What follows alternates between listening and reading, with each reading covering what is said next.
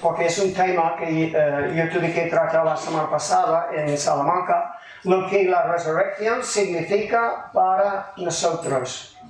¿Vale? Y vamos a comenzar con el texto 1 de Tesalonicenses 4, de 13 a 18. Primera de Tesalonicenses, capítulo 4, versículos de 13 a 18. Tampoco queremos, hermanos, que ignoréis acerca de los que duermen, para que no os entristezcáis como los que no tienen esperanza. Pues si creemos que Jesús murió y resucitó, así también traerá Dios con Jesús a los que durmieren en él.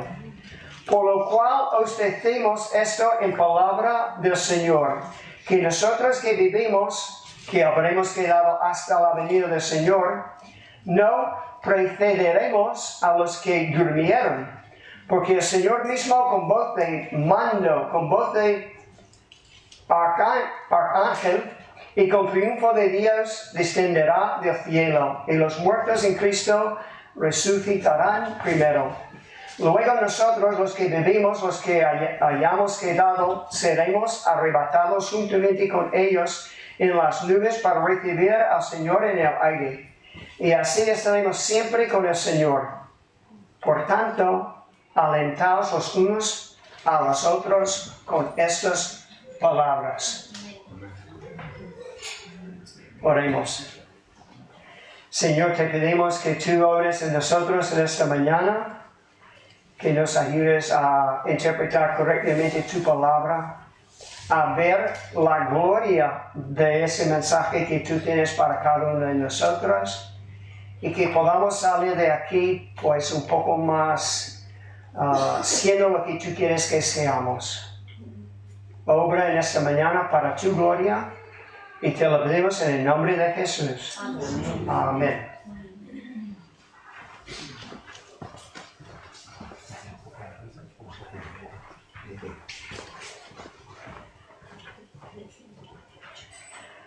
Pues lo que vamos a ver esta mañana son como tres cosas, aunque va a sonar un poco complicado, pero después vamos muy despacio y vamos a verlo.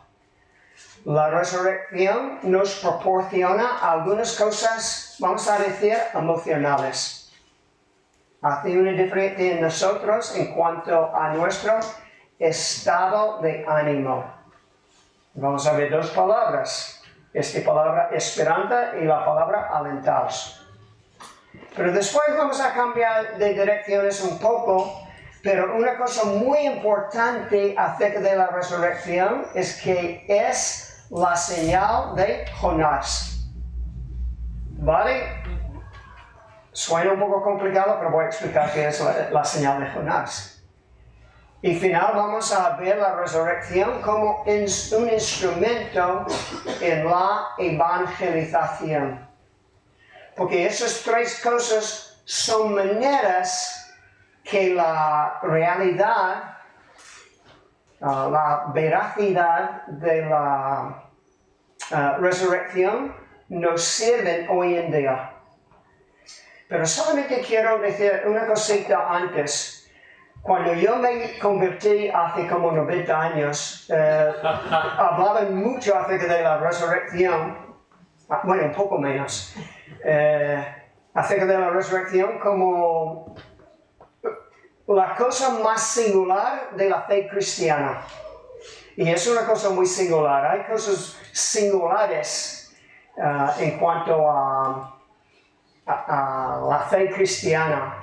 Una es la resurrección, las profecías cumplidas, la evidencia de arqueología, la unidad de la Biblia, hay cosas. Yo creo que solamente quiero mencionar esto porque es tan importante, pero la cosa más singular, más especial acerca del cristianismo es que una persona se salva por medio de la gracia. Bueno, ¿es por medio de fe? Por gracia, por medio de la fe.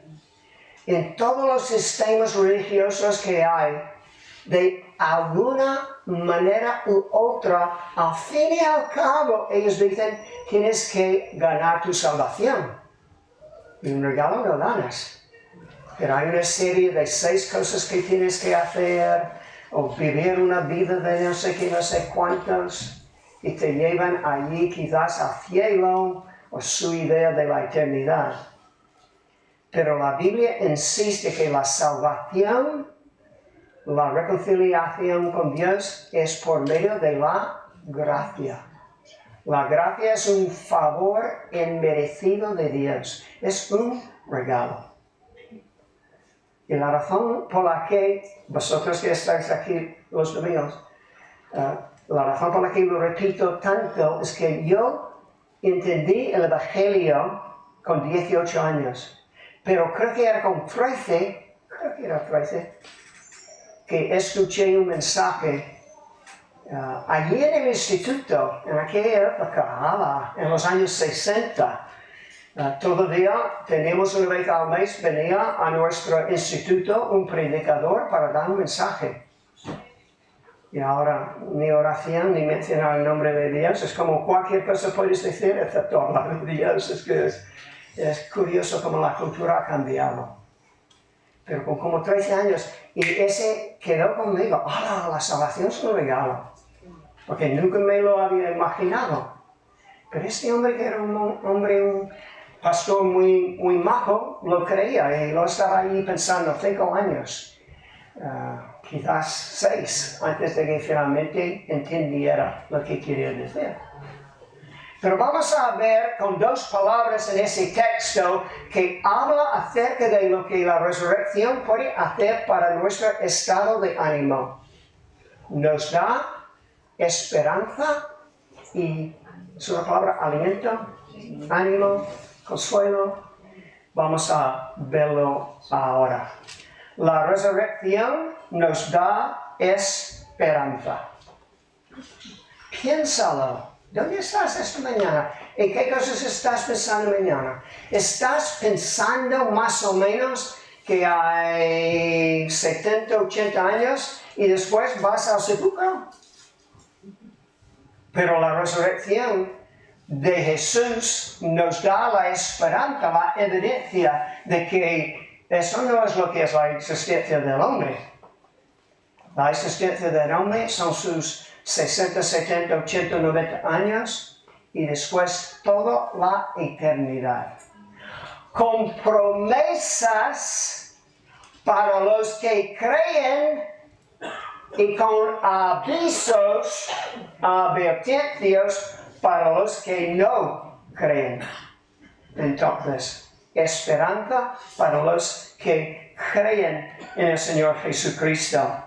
Me llama la atención mucho, hemos tenido varios sermones que hemos dicho, pues, bueno, no sé, un sermón no, pero en los estudios que estamos teniendo, decimos que parece que el Evangelio está más claro en el Antiguo Testamento que en el Nuevo. Casi, en Isaías 53. Y después tuvimos un sermón sobre, creo que era Deuteronomio 10, Deuteronomio algún capítulo. Y decimos, mira, hay un modelo de discipulado aquí en el Antiguo Testamento que es tan interesante como cualquier modelo quizás que podemos sacar del Nuevo Testamento. Y es muy curioso cómo se puede trazar, es una palabra, trazar la resurrección en textos del Antiguo Testamento. Textos escritos cientos de años, incluso uno probablemente más de 1000 años antes que naciera Jesús. Porque hay textos, por ejemplo, en Salmos, que hablan acerca de la resurrección, en Isaías, en Daniel 12, o sea, ese de Daniel llama la atención. Y hay mucho debate sobre el texto en Job que habla tan claramente la esperanza que Job tenía de ver al Señor después de morir. Entonces hay esperanza incluso de la resurrección, incluso en el Antiguo Testamento. Y si alguien dice, bueno, yo no estoy tan seguro de esos textos, ¿os acordáis en Juan capítulo 11, tenemos esta conversación entre Marta y Jesús, que Lázaro, el hermano de Marta, había muerto. Y Jesús dice a Marta algo como, tu hermano resucitará. Y ella dice, ya lo sé, porque ya lo que habían aprendido del Antiguo Testamento.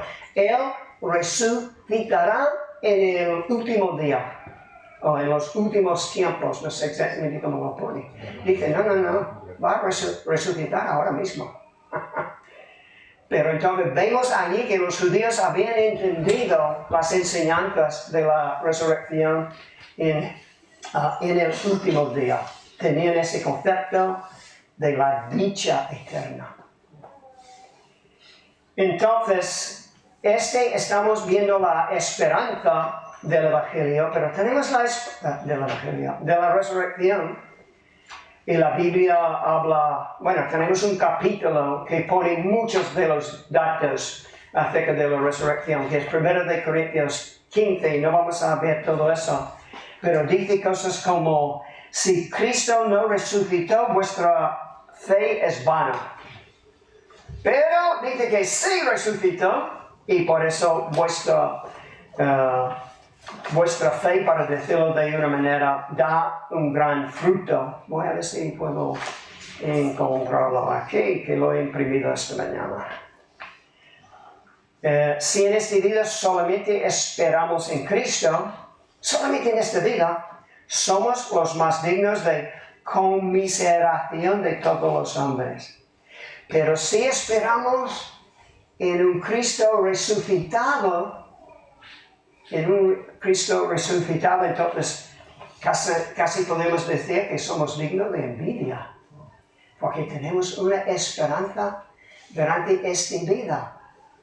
Yo no sé, yo tenía mucho miedo de la muerte antes de convertirme, antes de conocer a Cristo. Me imagino que algunos más, ¿no?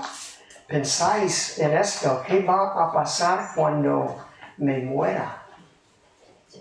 Pero tenemos la posibilidad de una esperanza, de creer en el Señor Jesucristo y reunirte con Él en el cielo.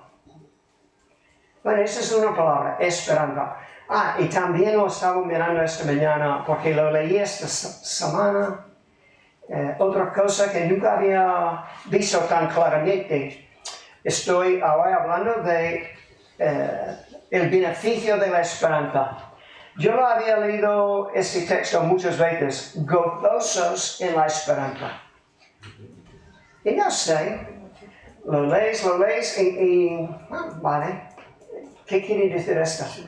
Pero estaba en otra traducción este año y solamente con cambiar una palabra, alegría o alegres en la esperanza.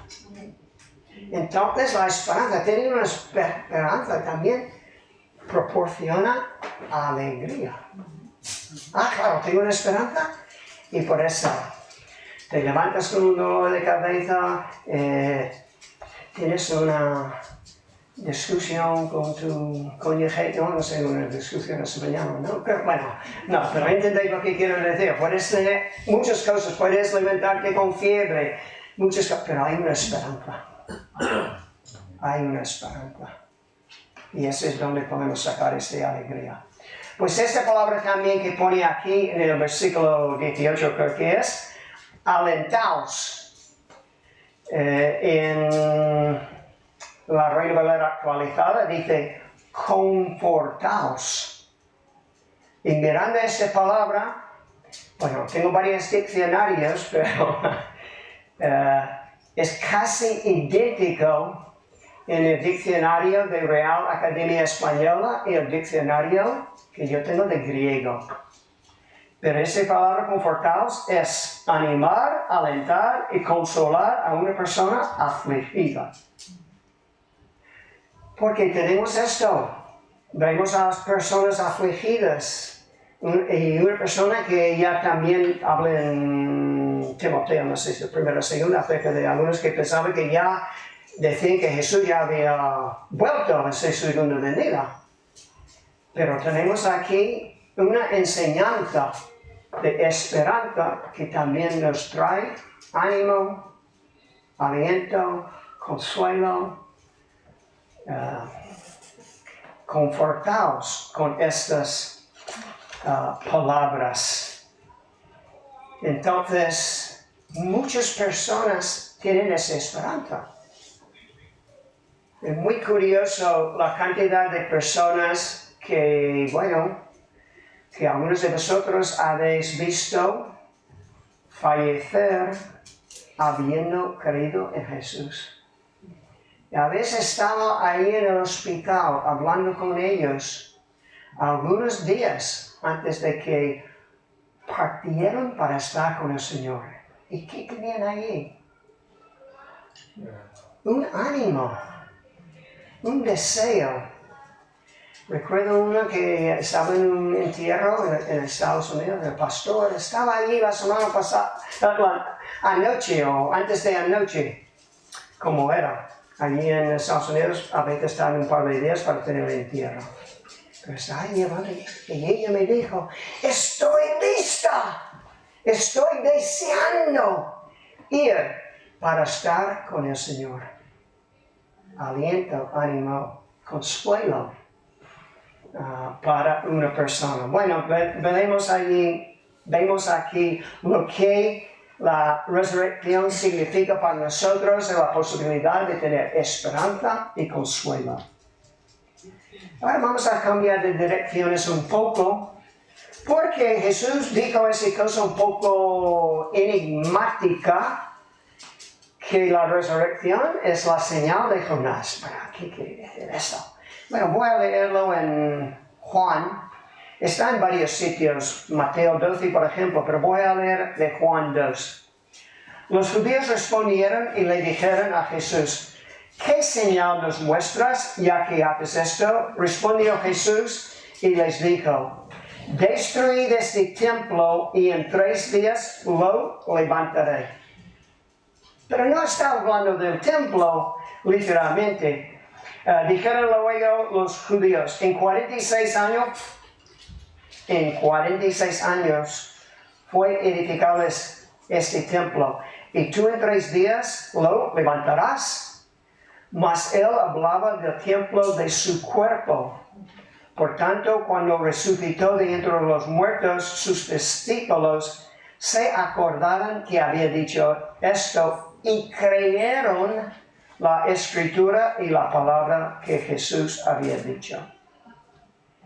Cuando el público pidió una señal, y dice, voy a daros una señal, la señal del profeta Jonás. Porque como estuvo Jonás en el vientre del gran pez 3 días y 3 noches, así estará el Hijo del Hombre en el corazón de la tierra 3 días y 3 noches. Los hombres de Nínive se levantarán en el juicio con esta generación y la condenarán, porque ellos se arrepintieron a la predicación de Jonás, y aquí más que Jonás en este lugar que es Jesús. Entonces, como yo lo entiendo, lo estaba viendo en varios sitios hace un par de semanas, como la importancia de la señal de Jonás y la interpretación. Ese es los 3 días y las 3 noches, los 3 días ese es como contaba el tiempo los hebreos. Cualquier parte, si estás hablando de 5 minutos, o 1 hora vamos a decir, de un día, lo llaman en hebreo un día y una noche. Entonces, cuando Jesús dice, en 3 días voy a resucitar, está como igual que el tiempo que Jonás pasó allí dentro de lo que llaman aquí una gran pez. No sabemos qué tipo de pez que era, pero para hablar en otro momento. Pero esta es una gran evidencia. Ahora, tenemos muchos escépticos. ¿Sabéis la palabra escéptico? Una persona que duda de la fe, una persona que critica la fe cristiana. que es escéptica en cuanto a si es verdad o no, y a veces critican cómo puede ser esas tonterías como un pez ha tragado a un hombre, o esas tonterías como un diluvio. Esos son los escépticos. Y ellos dicen algo muy, muy equivocado. Dicen, vosotros tenéis fe. Y ya está, tenéis fe. Pero está hablando de fe como si fuese una cosa irracional. Como si fuese una cosa que no se basara en nada. Pero no. En la Biblia la fe siempre se basa en varias cosas. La verdad, la realidad, en hechos históricos, en cosas que han ocurrido. Y por eso decimos que otra cosa bastante singular de la fe cristiana es una fe, una religión, para decirlo de alguna manera, histórica. O una fe, unas creencias que se basan en acontecimientos históricos. Y siempre Dios nos da evidencia suficiente. ¿Os acordáis de Moisés? Moisés no ha ido a su pueblo a decir, creedme porque lo digo y tenéis que aceptarlo por fe. No, él ha dicho con Dios varias cosas, pero dice, ¿cómo puedo convencer? ¿Qué señal vas a darme para convencer a esta gente que yo vengo de ti? Y dice, ¿tienes ahí una vara? Coge esta vara y tírala en el suelo. ¿Y qué hizo? Se convirtió en una serpiente. Y después lo cogió y otra vez se convirtió en una vara. Y después con la mano, cogió la mano, lo metió dentro de lo que llevamos en aquella época. Y lo sacaba y su mano estaba leprosa. Después mete la mano y la saca y otra vez está sanada la mano. Porque Dios da evidencia. Entonces, si alguien te dice, hoy tú solamente crees, tú dices, no. Yo uso, sí, tengo fe, pero uso también la razón y la lógica. Porque Dios vivo y verdadero es un Dios de evidencia. Que muestra cosas, que tienen que ser esas cosas verdaderas, veraces, históricas, o no es la verdad. Y Jesús siempre dice, yo soy la verdad. Entonces, tenemos esta gran señal. ¿Cuándo va a ayudarnos esta gran señal? Yo no sé si alguna persona aquí, como yo, ha pasado por algunas oscuras noches de duda. Hay momentos, yo creo que todos tenemos dudas. Podemos pasar, algunos lo llaman el desierto espiritual. Yo pienso de esos momentos de oscuridad, cuando lo creo o no lo creo, lo creo o no lo creo. A lo mejor no debo creerlo. ¿Qué evidencia tengo? La resurrección. Yo creo que Dios nos ha dado una señal muy fuerte para que podamos reconvencernos, para renovar nuestra fe, para ir allí y solucionar nuestras dudas. Ahora, yo creo que todas las cosas que nos imaginamos, estas dudas, y hay algunas muy legítimas, cosas de las que es comprensible que dudemos de algunas cosas. Pero lo que queremos hacer con las dudas es solucionarlas y salir fortalecidos en nuestra fe, usando la lógica y nuestra razón para ver que las cosas que dice la Biblia son verdaderas. Pero con una tenemos la señal firme y fuerte para seguir adelante, la resurrección. Entonces, esperanza, consuelo y también esta base de evidencia para nuestra fe. Pero también quiero hablar de la resurrección como una cosa, lo que significa para nosotros, como un instrumento para la evangelización. Una cosa que nos puede ayudar cuando estamos compartiendo el Evangelio. En 1987 fui a Peña de Areb para un retiro sobre la resurrección. Y el que daba las charlas era Stuart Park. ¿Cuántos de vosotros habéis conocido a Stuart Park? Algunos pocos. ¿Habéis leído uno de sus libros? Muy bien.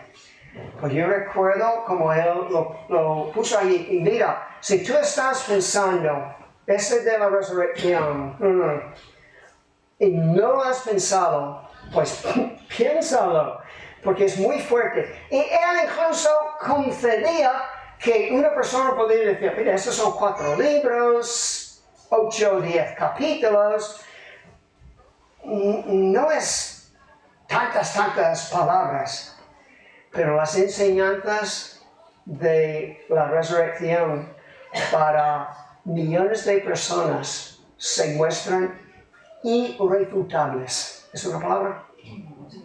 Muy convincentes. Entonces, es una cosa en la que tenemos que pensar. He hablado muchas veces tengo 2 amigos que se llaman John.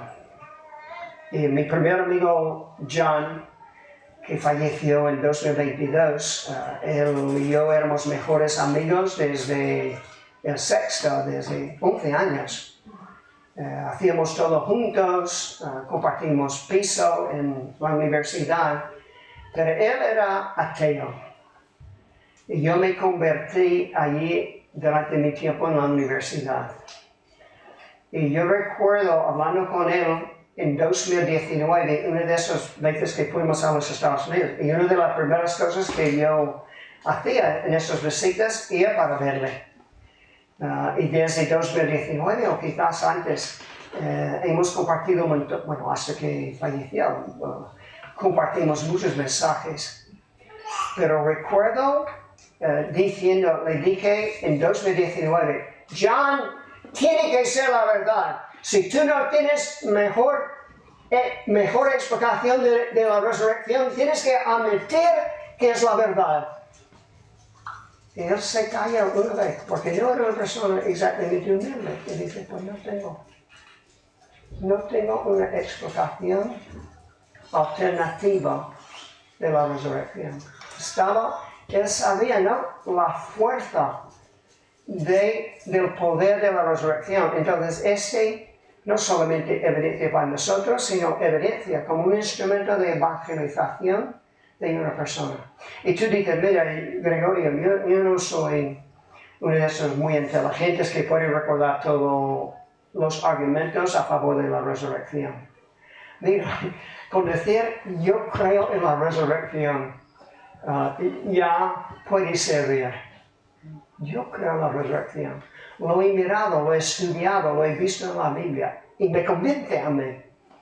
También puede ser muy poderoso.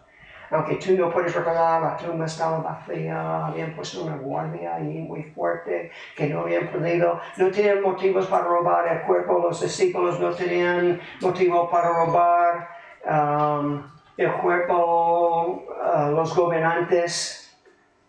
Es que la resurrección es verdadera. Entonces, está ahí como este gran señal y poderoso en la evangelización. Bueno, voy a terminar donde he comenzado. La gracia. La resurrección nos convence de lo que dice Jesús es verdad. Yo soy el camino, la verdad y la vida. Nadie llega al Padre sino por mí. Jesús pues nos dice que concluimos pues que el hombre es justificado por la fe sin las obras de la ley. Cree en el Señor Jesucristo y serás salvo. Creo que estás escondido detrás de allí. Cree en el Señor Jesucristo y serás salvo. Y es el Cristo resucitado. Hay evidencia suficiente. Invito a todo el mundo a creer en Jesús y a cada persona aquí que ya cree en Jesús, que tengas ánimo esta mañana, porque Él ha resucitado. Oremos. Padre, gracias por tu palabra, gracias como tú juntas estas verdades, como tú puedes convencernos y como tú puedes darnos una fe, pues, viva cada día. Si te miramos y miramos a tu palabra y miramos a la gran señal de Jonás. Entonces ayúdanos a vivir para ti y vivir con esta esperanza. Y te lo pedimos en el nombre de Jesús. Amén.